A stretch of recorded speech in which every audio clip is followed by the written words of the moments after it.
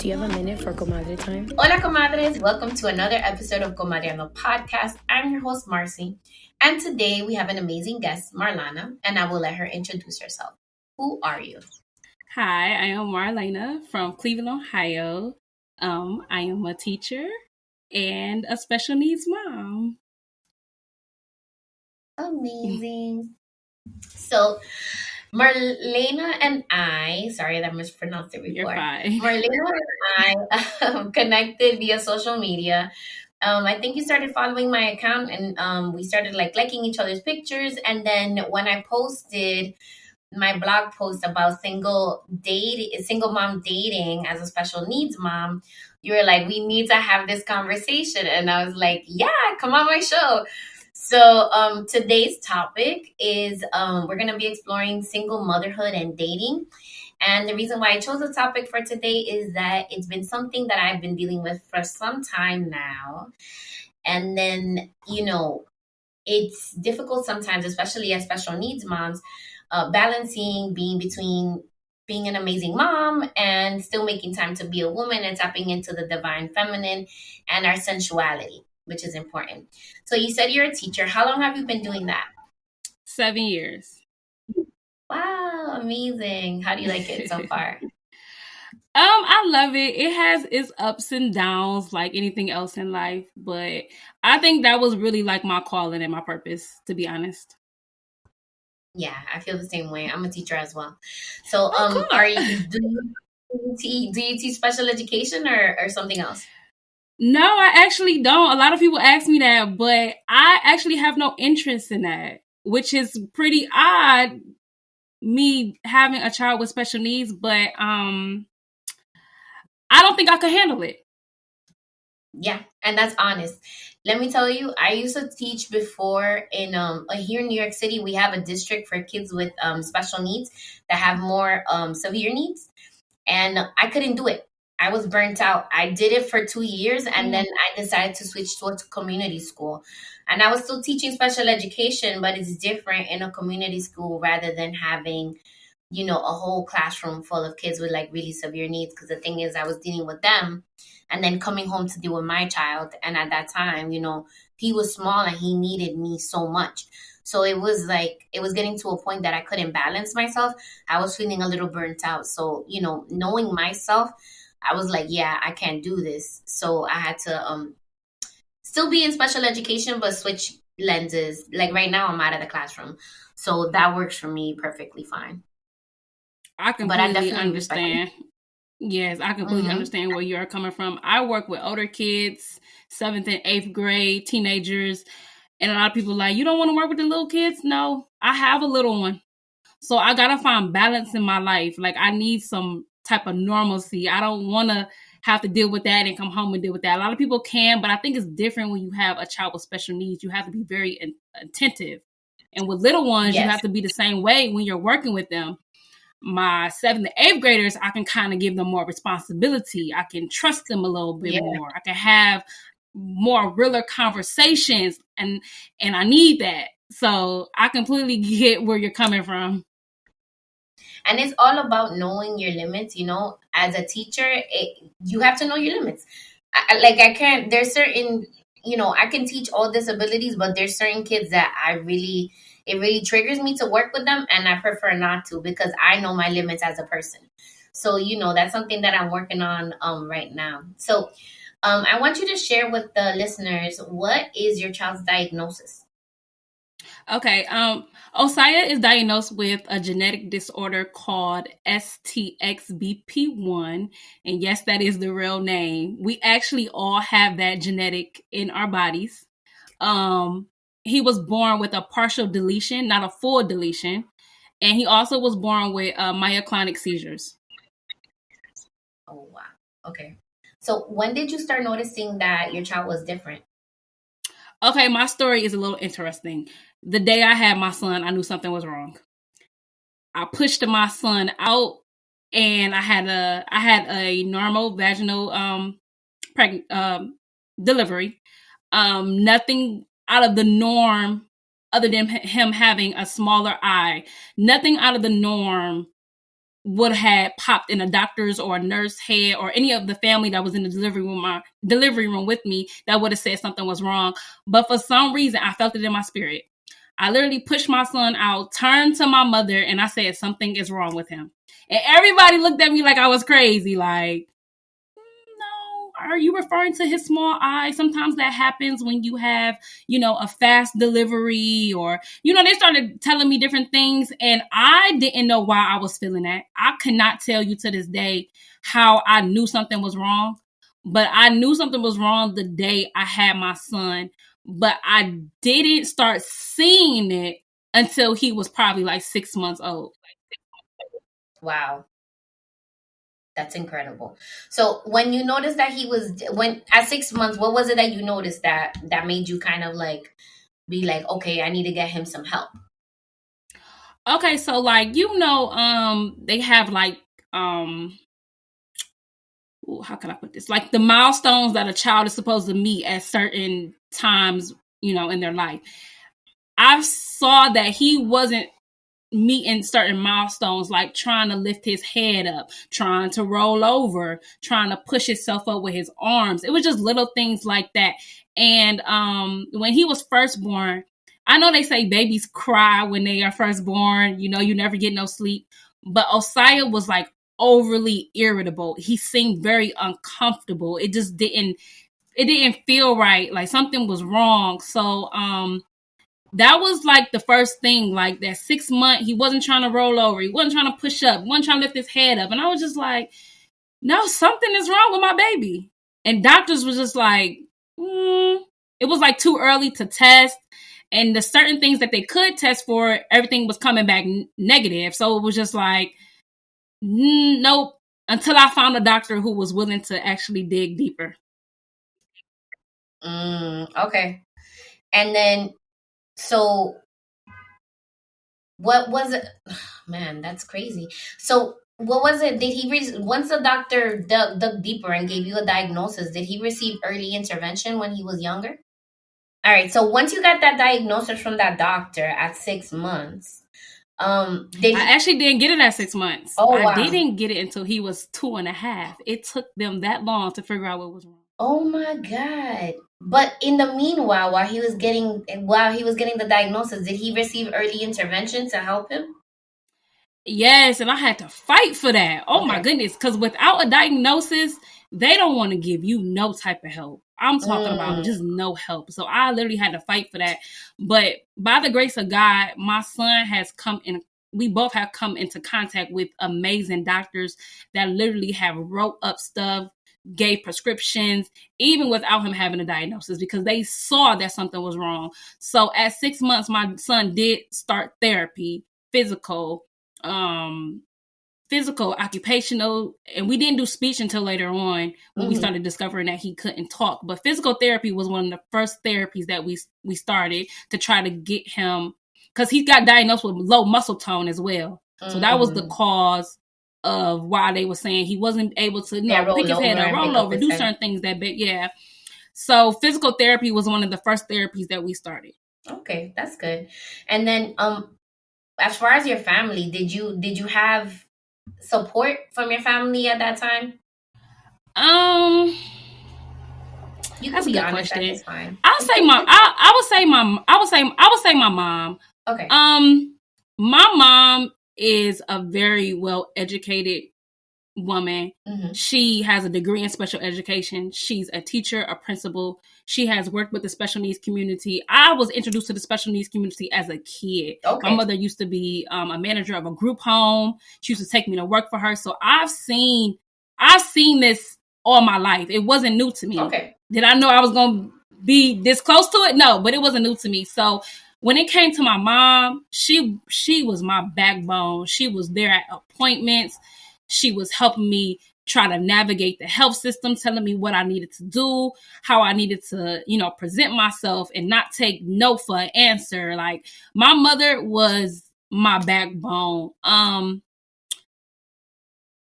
That's all I really can say. I really don't have nobody else to call out besides my two best friends who are my son's godmothers. They've been there since the beginning. My My son father, no. And that's his honest. mother, yes. And shout out to your mother. His mother shout out to your mother. And shout out to the grandmas, both of them. So, both of them, amazing.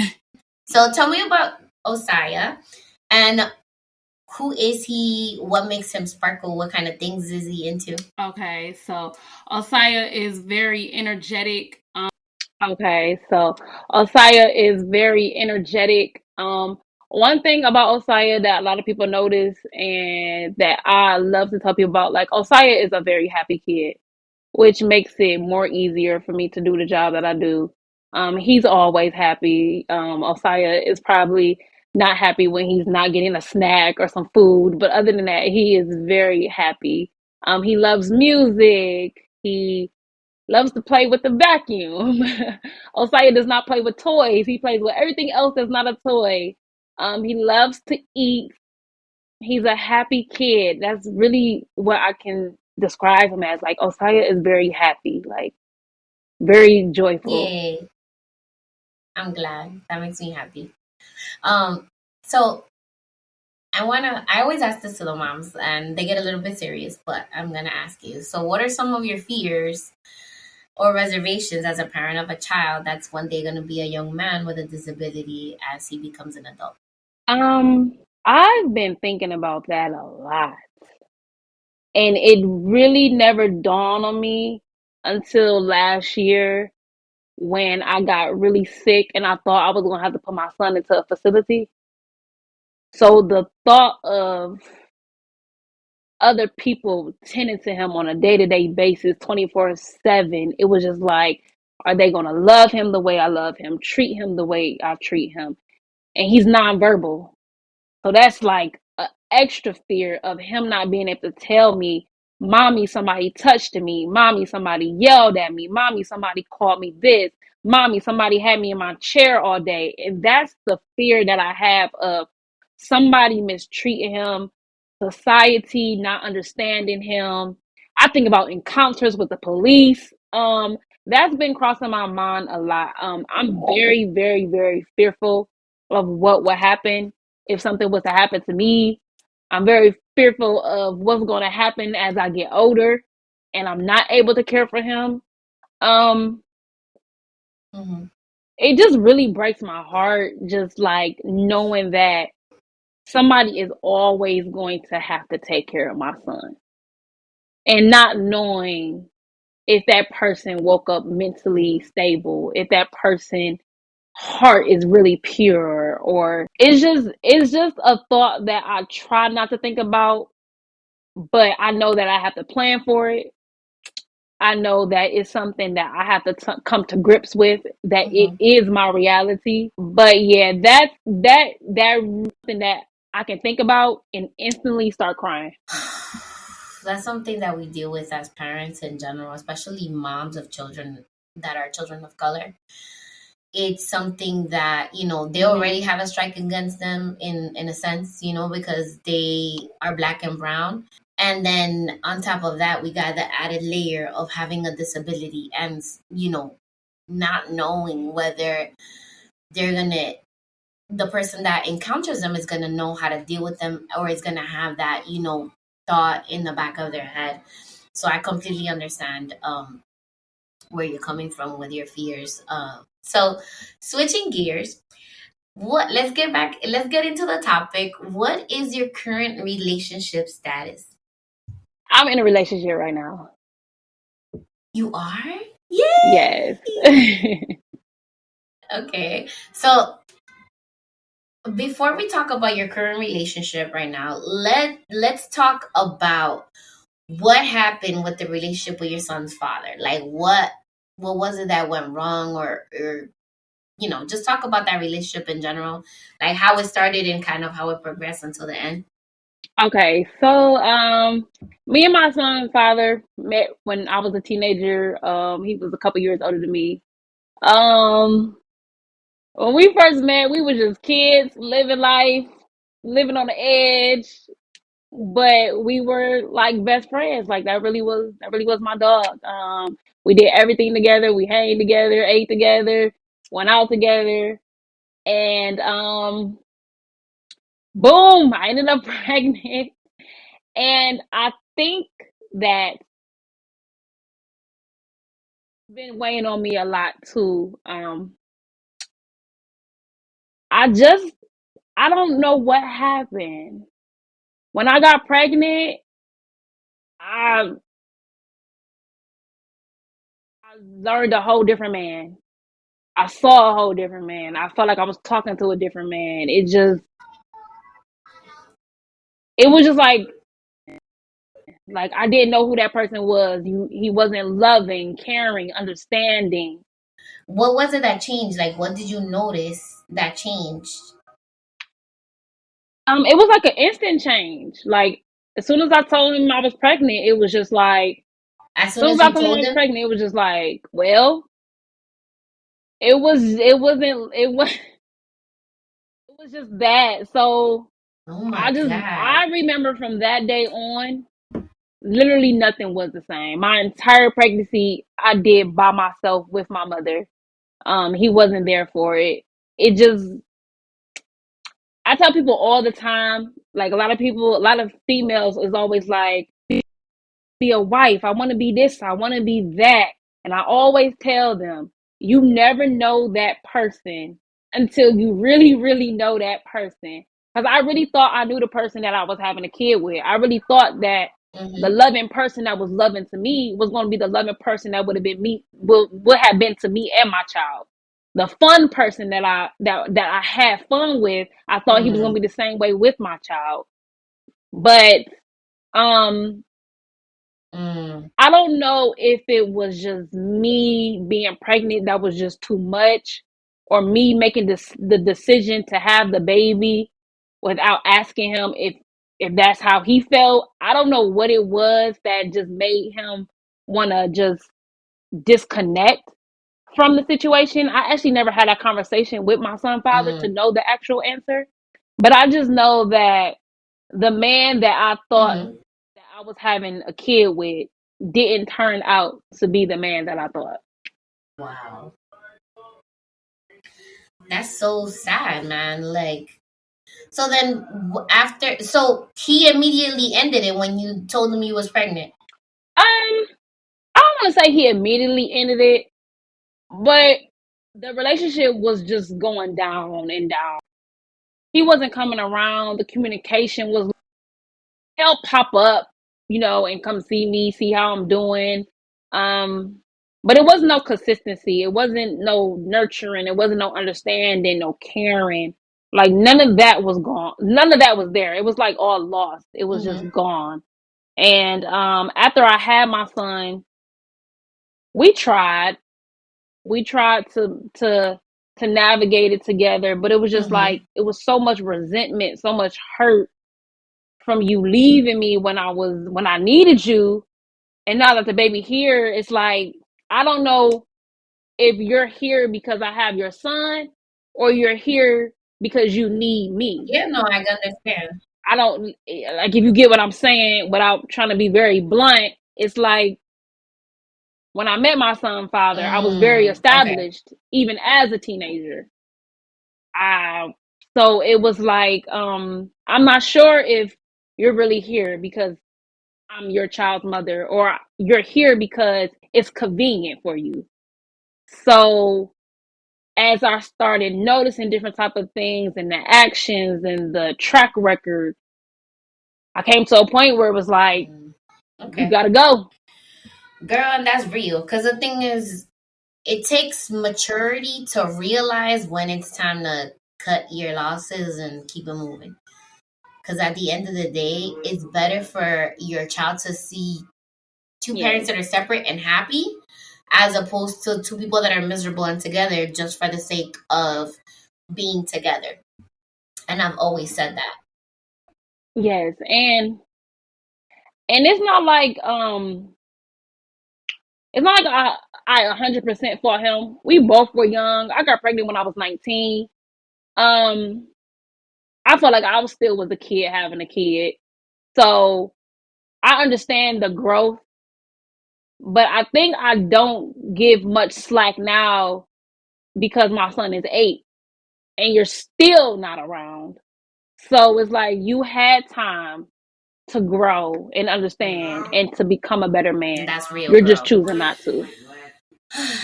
Man. Okay. So once you became single, how long did it take you to start dating again? After y'all separated. That's a good question. I was young. I was in my prime. I don't know. I don't.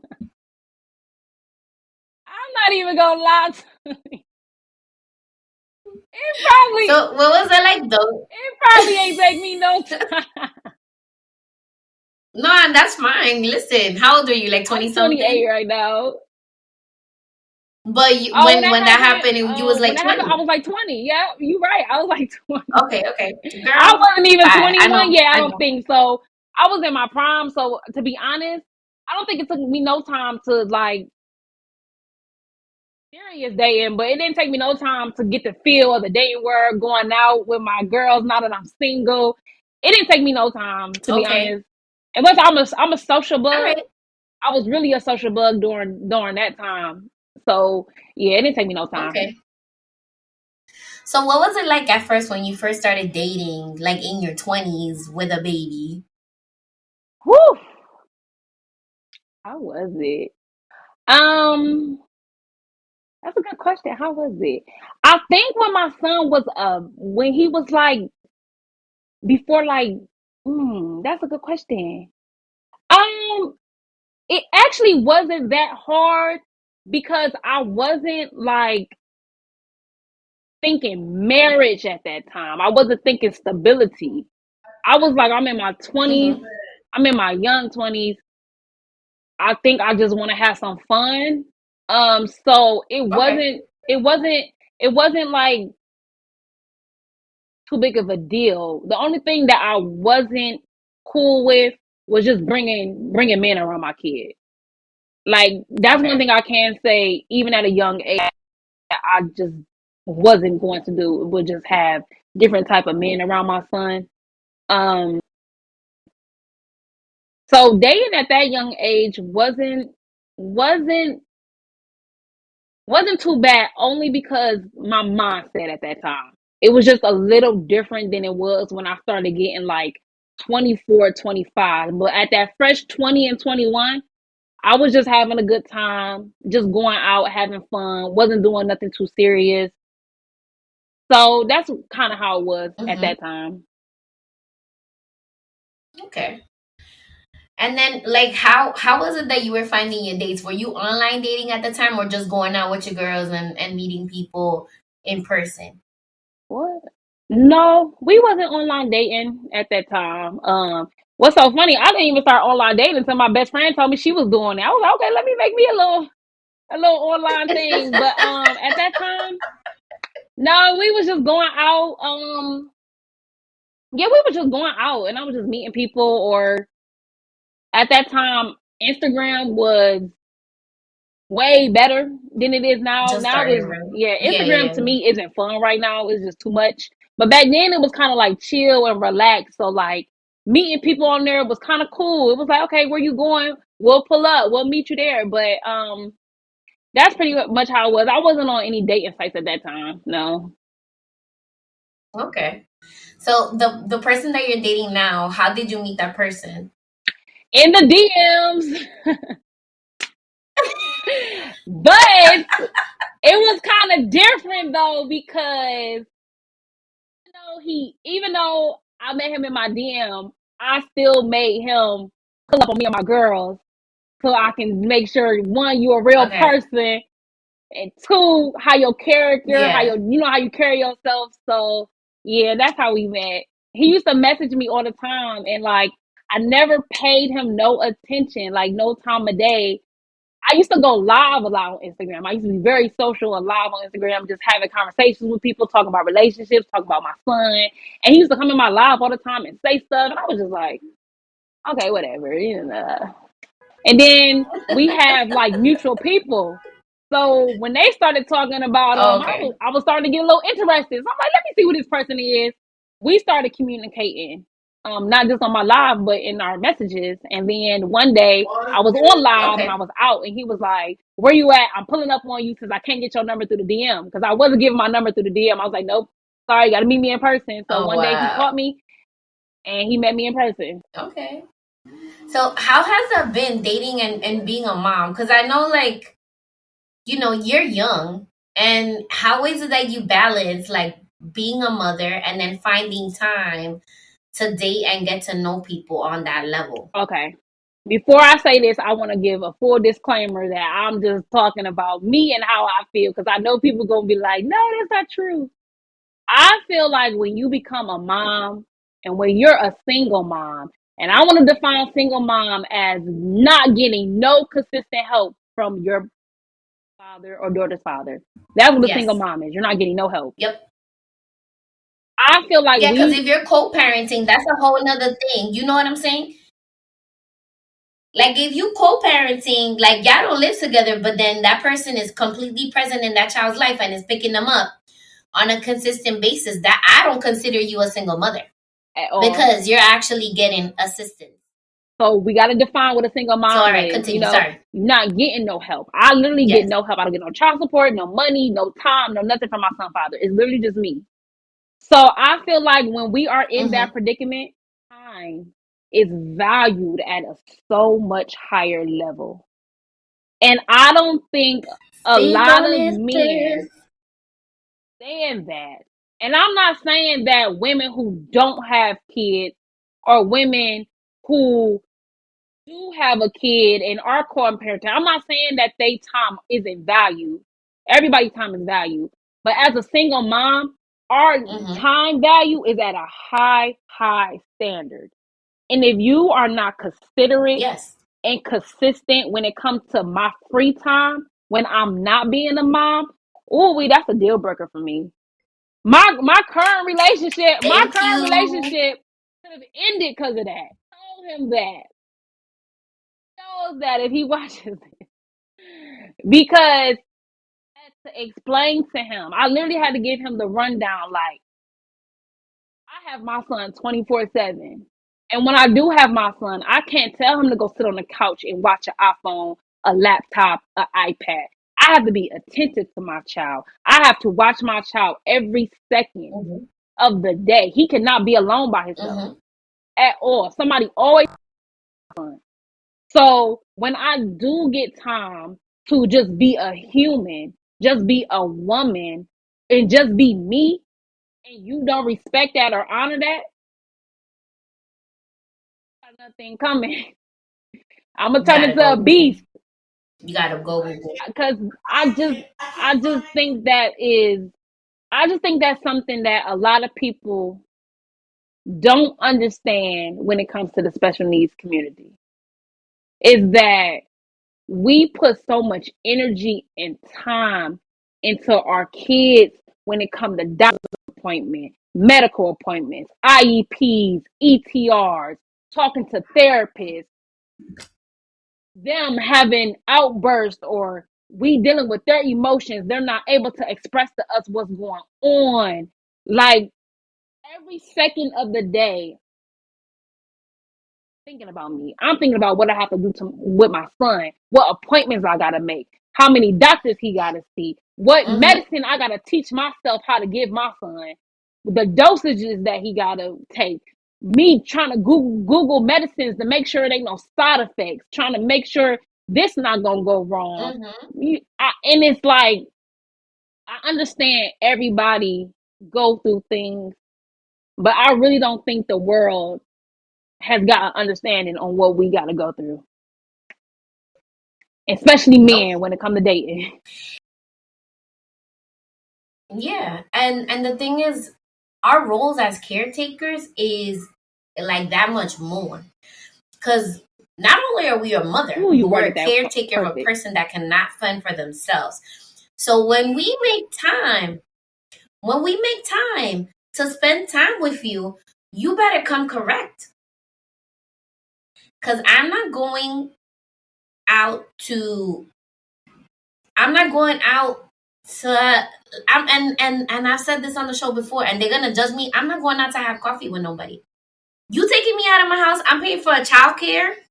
I'm leaving my son with a person that's not his family members. You know what I'm saying? I'm getting all dolled up. Let's talk about paying people to take care of our kids. Because that's the thing. Like, there's guys that are like, oh, you a gold digger. No, I'm not a gold digger. The thing is that I'm already making an investment.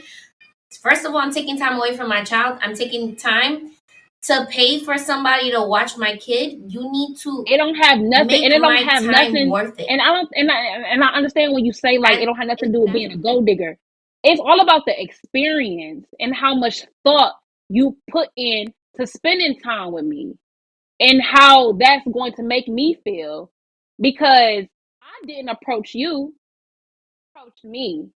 And I think a lot of my frustration in the dating world came from the fact that I'm very transparent and open about my situation. I want people to understand my reality. I have a child with special needs, and don't nothing come before him. I don't care who you are, how much money you got, what you done did for me, what bill you didn't ever pay. I don't care about none of that. Don't nothing come before him. So I think that it's just, it's hard for people to understand it until they see you do it. And I think my current boyfriend was like that. Until he saw me day in and day out actually tending to my son, him seeing his father not be there, him seeing the hospital stays, me breaking out and crying, me not knowing what to do, or I think it was like a switch went off and he was just like, wow. And I hate that it got to get to that point where people actually have to come into our world to actually hear our cry. Because I don't share my story for pity. I don't share my story for sympathy. I share my story so the world can understand how complex a special needs parent life is, single or not. Our lives are committed to making our kids comfortable. And I think that's just why I share so much, and I'm so transparent, because I don't want anybody to not understand what they're getting themselves into when it comes to me, because I don't have a lot of time to give. I always have my son, and I've never been the type of mother to let anybody watch my son. I've never been the type of mother to just drop my son off anywhere. There's literally probably 3 people in my life I trust that they will care for my son the way I care for him. And if those 3 people aren't available to watch my son, ain't nobody watching my son. You ain't going nowhere. I can't go. No. Thing is, I get very irritated when somebody asks me to do something in the spur of the moment, knowing my situation. But I also had to realize that sometimes people don't do it in the ill will. So sometimes I gotta dial it back. But if you know, like just be respectful of how you act. That can be a trigger, and people don't know that. Like I have been asked to do stuff on the spur of the moment, and me not being mad at them, but just being mad at my situation. Like, dang, I can't call his dad to, hey, can you watch your son for a couple hours? So a lot of emotions that go into dating when you are a single mom and have a kid with special needs. It's like a lot of emotions that we got to deal with, and a lot of emotions that our partners are going to have to deal with. And we have to know that you're strong enough to endure that. And because the thing is, our kids have fathers. You know what I'm saying? They're not involved. You know what I'm saying? Like, and that is not that person's problem. We're not asking you to be the dad. What we're asking you is for you to see us, value the fact that we're making time for you, and actually, show some type of effort. Because I'm not, like, another thing that's a big turnoff for me is let's hang out. Let's hang out, but then they don't have nothing planned, and then we just wasting time. I'm just like, do you actually want to go out? Like, are you really interested in me? Because the thing is, like, you see that I'm doing all this, like, to plan to go out with you. I'm making time, taking time away from my child, and I'm making a space for you. I'm securing a babysitter. The least you can do is pick a place. Yes. You know what I'm saying? Pick a place and like plan the date. That's all. If you need input from me, I'm cool with giving you input, but like take something off my plate. I'm already doing 100,000 different things at the same time. I want to be able to go somewhere and just be able to be feminine. You just said and it. Just be a girl. And it's so crazy because I think that's what was so scary when getting into a relationship is like, I don't want to have to lead no man. I don't want to have to navigate you knowing how to be a man. I don't want another son. And I think that was the scary thing, is because I literally do everything for my son. I feed him, I bathe him, I brush his teeth. Things that he should be able to do on his own, he can't. So when it comes to dating, I don't want to have to tell you how to treat me. I don't want to have to hold your hand and tell you how to make me feel special or make me feel loved. And I think that's where my expectation shot so high, is because of my son. Because I'm doing everything. And like you said, we just want to break. We just want to know that we literally can take a break and you got it from there. And not saying I'm not going to do the same for you, because I will. I do it now for my current relationship.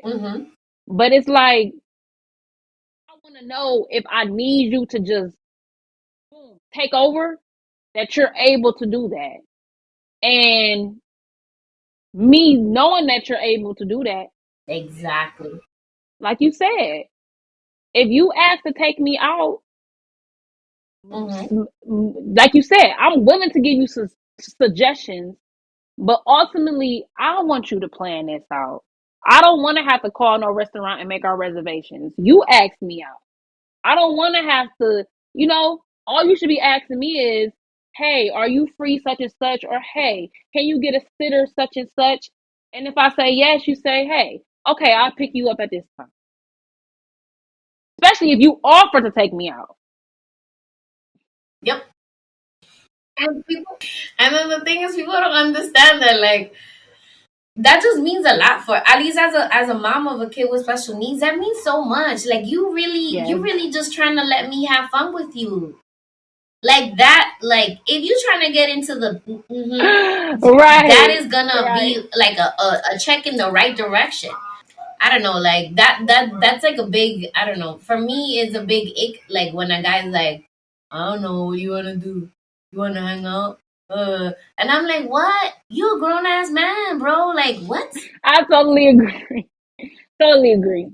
It's just, and then the thing is, okay, so what I have worked on for myself, I communicate my expectations very clearly. So I let them know from jump, before we even meet up in person, what my expectation is. And if you can't deliver that, that's okay. We can keep it moving. But like, I'm not the type of person that is gonna be like, you're psychic, you're just gonna know.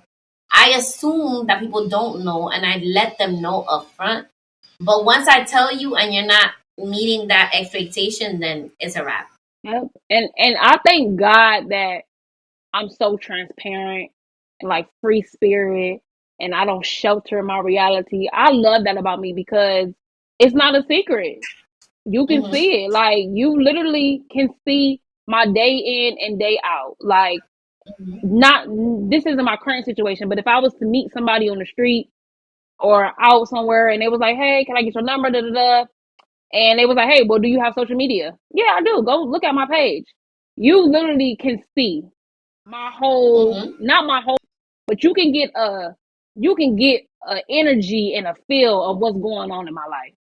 Yeah. And you can draw up your own conclusion by the things that I have posted about my experience having a son with special needs, going through my own illness. Like, I'm very transparent, open. I'm not a secretive person. I don't try to hide my son's disability. It's out there for the world to see it.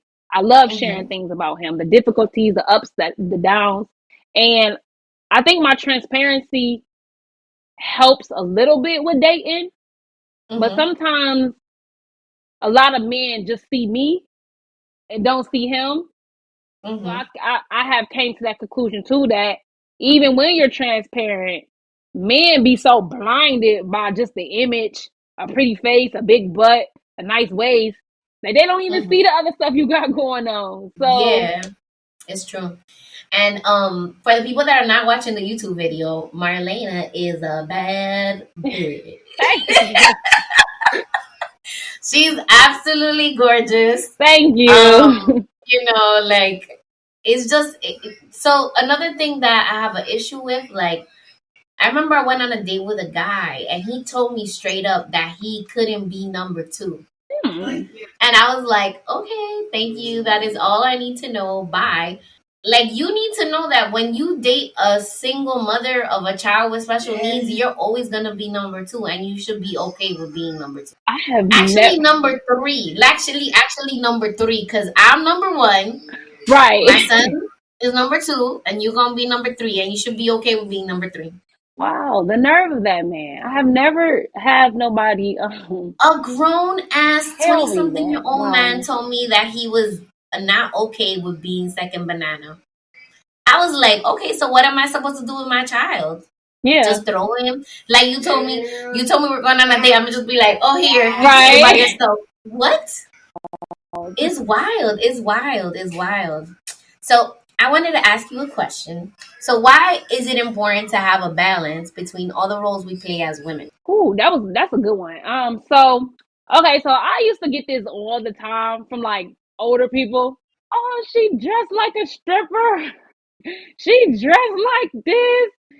This just like up to my son's school like this. I'm not having my stomach out, taking my son to the mall, taking him to an event. I'm not wearing tight fitted clothes. I know when to show and I know when not to show. So for me, getting dolled up, putting on makeup, putting on different hair, showing my body, my physique, or whatever you want to call it, I feel like I have balance.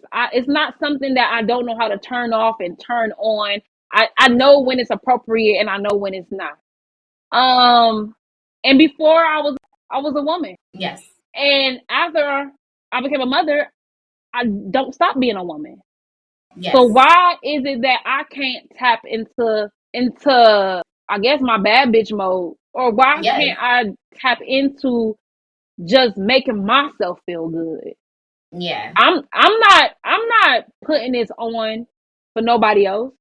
I'm putting this on because it makes me feel good. If I'm in a bad mood, sometimes I will literally just wake up and do my makeup to see if I could do things a different type of way. Yeah. It don't have nothing to do with what society thinks about to get, or I don't even care about stuff like that. I literally just want to feel good. I want to feel, like you said, like a woman, because sometimes we get lost. I know I have. I have got lost in just motherhood, feeling guilty if I do get cute. Oh my God, that's another thing. Having that guilt as a special needs parent when you're not with your kid. Because it's like, and I had to get over that too, because it's like, if I don't start experiencing life and living life, I'm going to start, I don't know if it's resentment. I don't know what it is, but and I don't never want a mother to think that just because you have a kid, you can't be beautiful, you can't be sexy. Like, I don't know where that came from, but I literally have never dumbed myself down to feel comfortable, because I know when it's appropriate and I know when it's not. Like I said, I'm not going to my son's school with my belly out.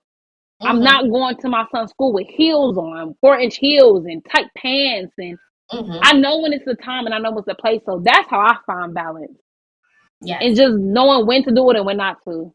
Yeah, man.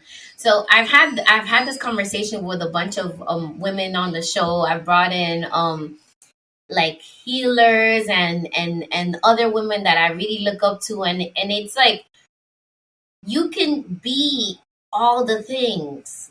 You know what I'm saying? You can be all the things. You could be sexy. You could be a goddess. You could be a mother. But the thing is, like, just because you have a child doesn't mean that you're going to sever that, right? Or that you're going to have, like, that part of you dies. No. I feel like after you have a kid, you become more sexy because you know that your body is capable of, one, creating a human being and, like, giving life. I love that you Nobody said else that. can do that. Nobody else can do that. And I'm not cocky, and I'm not trying to say this to be braggish, but my body done been through some shit.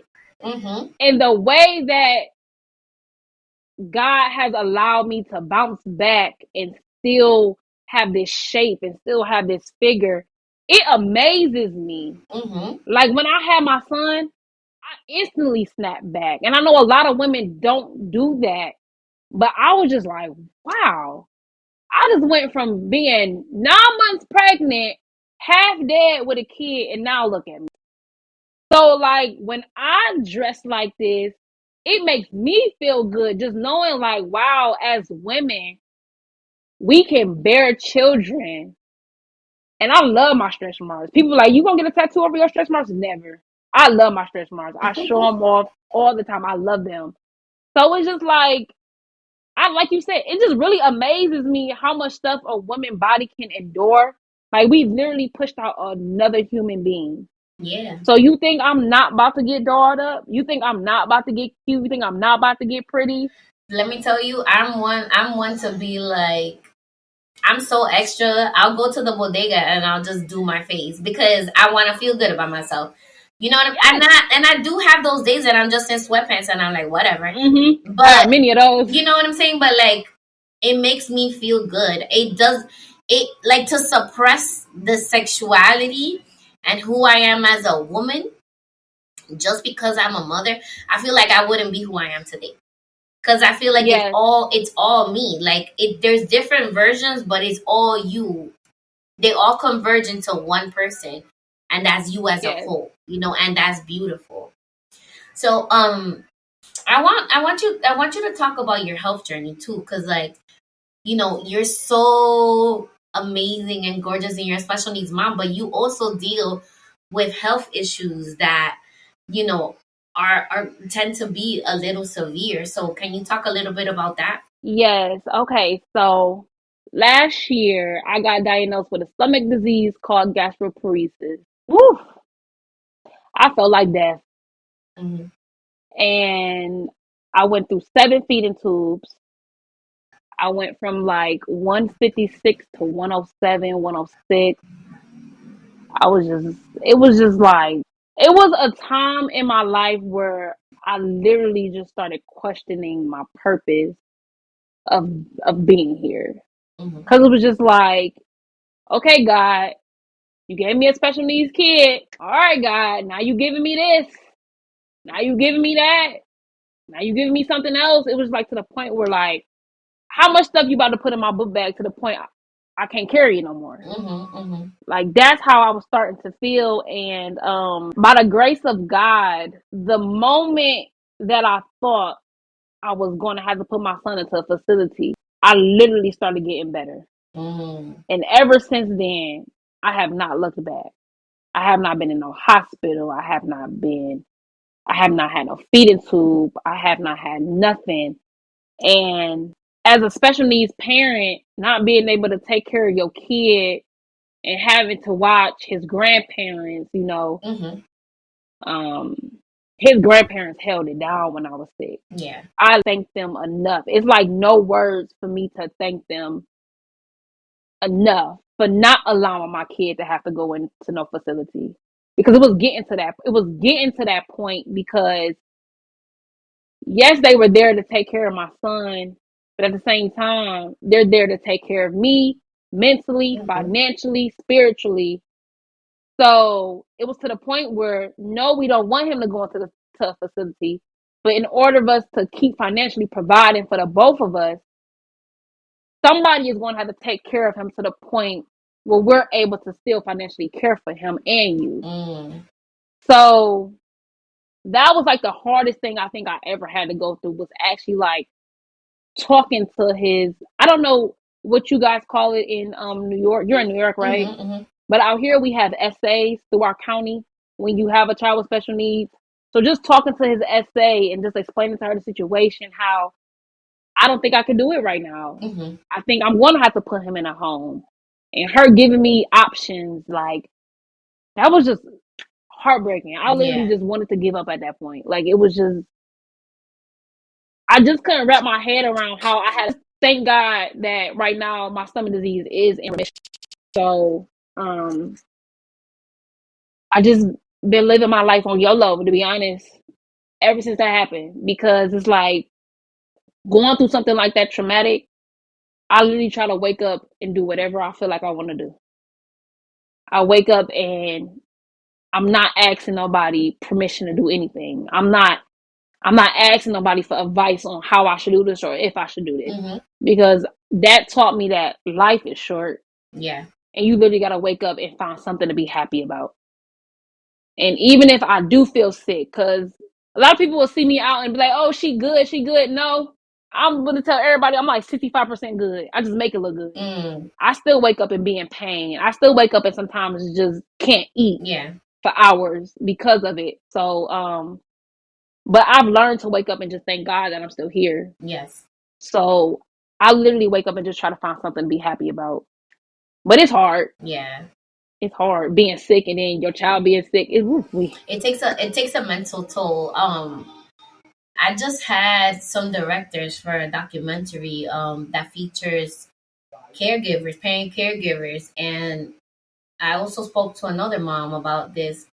And it's like, we as caretakers, we're like more susceptible to go through mental health issues because of the weight and the demands that we have to deal with every day, day in and day out. So I imagine like everything you went through, like, that is so hard. And I give you your props. My mental state, I'm sorry, I didn't mean to cut you off. My mental state during that time was the scariest I think it ever been. Like, my mom would come see me and I would literally tell my mom, I'd rather die than live like this. How am I going to live off a feeding tube? Like, my son pulled my feeding tube out one day. Like, he don't know what that is hanging on my nose. He don't, like, so it's just like, that was literally like the scariest health, because like, I felt like cancer was for me not to be here no more. Like, I can't take care of him the way I want to. You know, maybe everybody's just better off without me, because now I'm feeling like a burden. Now I'm feeling like everybody has to take care of me and him.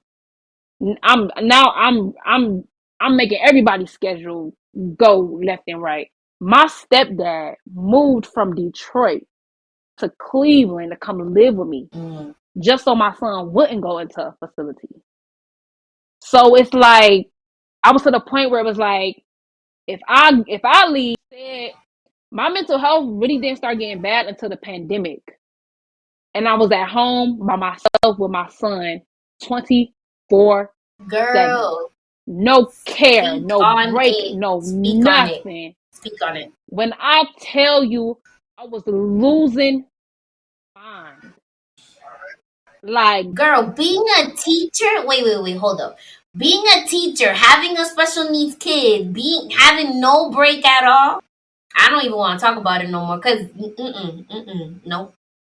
It was so much. Oh my goodness! I literally at that moment. I called my doctor, and I was like, I never saw a therapist before the pandemic. I called my doctor, and I literally told her, I need to see a therapist right away. Like, I have to get this out.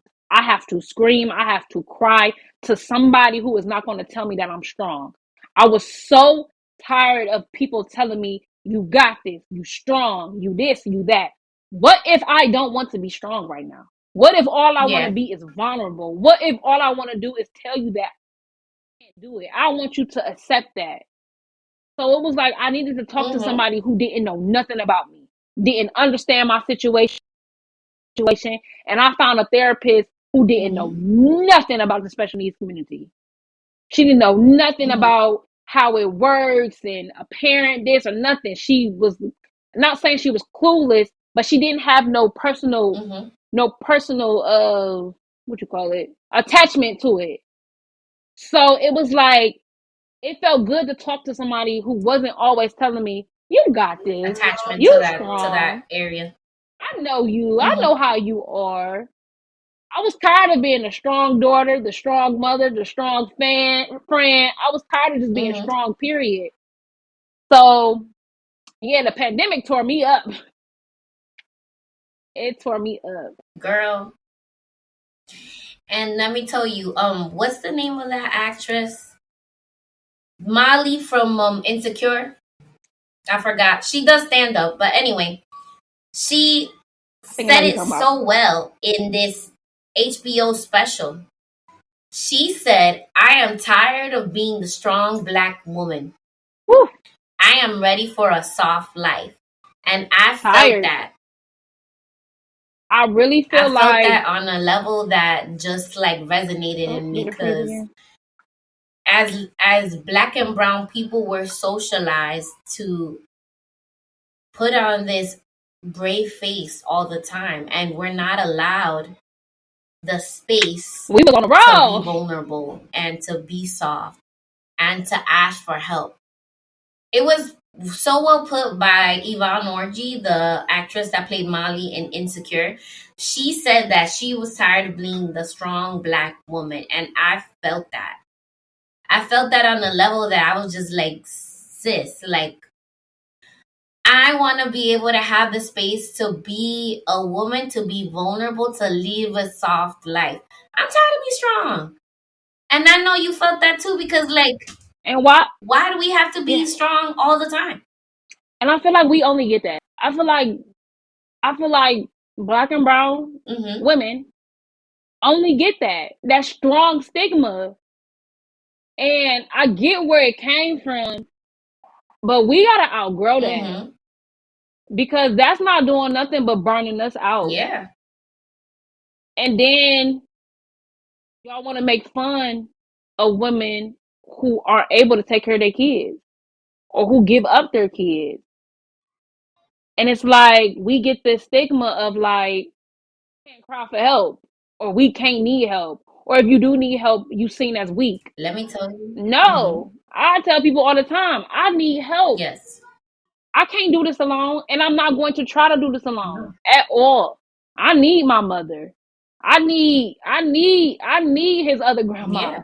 If it wasn't for those two, able to be as functioning as I am right now. So I get it. I don't want to be that.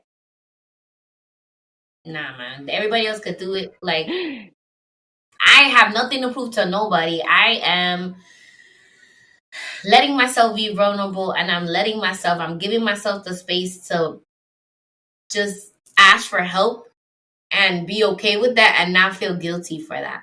Because that's another thing. You know, we could ask for the help, but then we feel guilty about it because of the way that we've been socialized from when we're like little girls. You know what I'm saying? So it's not me. I'm weak. I'm weak. Right. That's what y'all want to call it. That's what I am. I don't even care. So Marlana, this was such a good conversation. I want to end the podcast, and I'm gonna ask you one more question. So if you could give a piece of advice to a newly single mom who's about to start dating, what would you tell her or them, for the non-binary folks? That's a really good question. A newly single mom that's dating. That's a hard one. I'm going to say this. What you might want might look different and feel different than what you actually need. If that makes sense. Yep. If I said it right. That makes sense. What you think you want in a man God might send you somebody who looks different, makes you feel different, because that's what you need. So that would be my advice. My advice would be literally just make that one, you're mentally ready for one, rejection on your part or rejection on their part. Because I tell people all the time, make sure you're in tune with your reality before you expect somebody to be okay with yours. Because if you're not in tune with your own reality, then somebody coming into it might not respect it. If you try to sugarcoat stuff, make stuff look like it is what it's not, then they're going to look at you different. So I say just be open, be transparent about your situation. Don't try to make it seem better than what it is. If you're having a hard time, explain that to that person that you are having a hard time. I don't think it's never too soon to have a conversation about how things are going in your life. You don't have to give details, but just be open about your emotions. Be open about what it is that you're going through and have to endure. That's one thing I would say. Don't try to hide. Don't try to hide your situation from that person. And if you feel that there's a person that you have to hide your situation, then that's not the person for you. And that's okay. Agree. Girl is the devil. Okay. Crazy. They don't want to have this conversation. All right. So I'm going to end the podcast. I want to thank you so much, Marlana, for being on the show and being so transparent and so vulnerable and so open. Thank you. You're so welcome. I'm going to end it how I always end it, which is follow me at Comadreando Pod and follow Marlana at, can you please drop your handle? _ Hot Mom Lena with 2 A's. And if you have any questions at all, please feel free to send me a Comadre-Gram via email at Marcy@comadreandopod.com or slide up into my DMs. Thank you for spending an evening with your comadres. Marlana, you're officially a comadre. Congratulations. Yay! Thank you for having me. This was amazing. Keep doing what you're doing. I love it. I love you too. Okay, and give your baby boy a kiss. And I want to say bye to everybody. Bye. Bye. Thank you. Hello, comadre. Hey, comadre. Do you have a minute for comadre time?